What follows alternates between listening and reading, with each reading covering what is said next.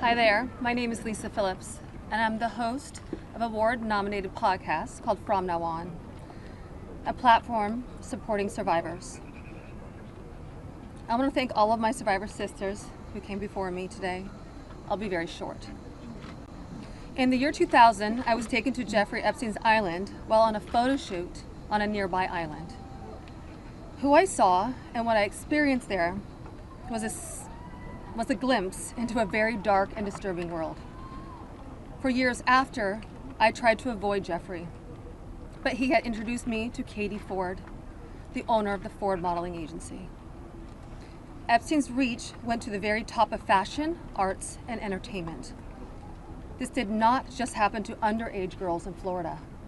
In New York City, hundreds of young, ambitious women were abused by him. Epstein was not just a serial predator, he was an international human trafficker.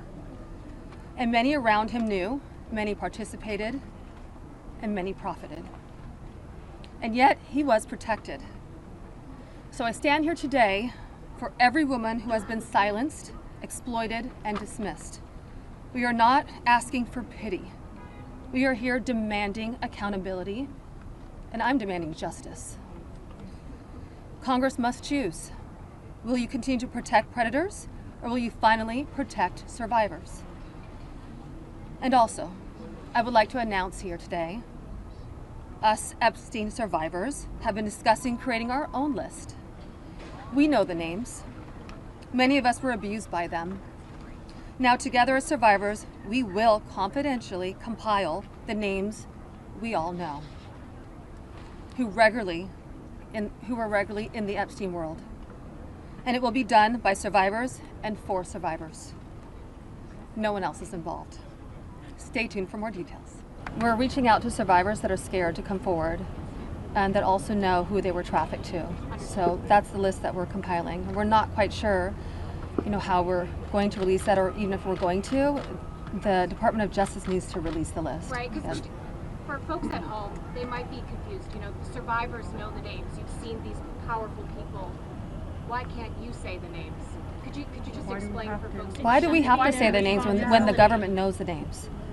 And we're also scared to do so. Yeah. Look what's happened to so many of the survivors that have revealed names. Yeah. I find the question about the bill. I think it's also worth saying that having represented, I think, between our firm and Boyce Schiller, hundreds of victims, and we've talked to them about the various people that they were farmed out to. So we've created somewhat of a list. Most of these individuals, the victims, are very scared to say these names because they could get sued, they're going to get attacked, and nobody protected them the first time. And that was against one person.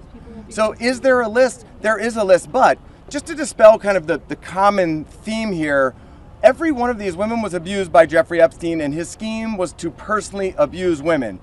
When they reached a certain age, he did farm a section of them, some of them, out to some of his friends. That doesn't mean all of his friends.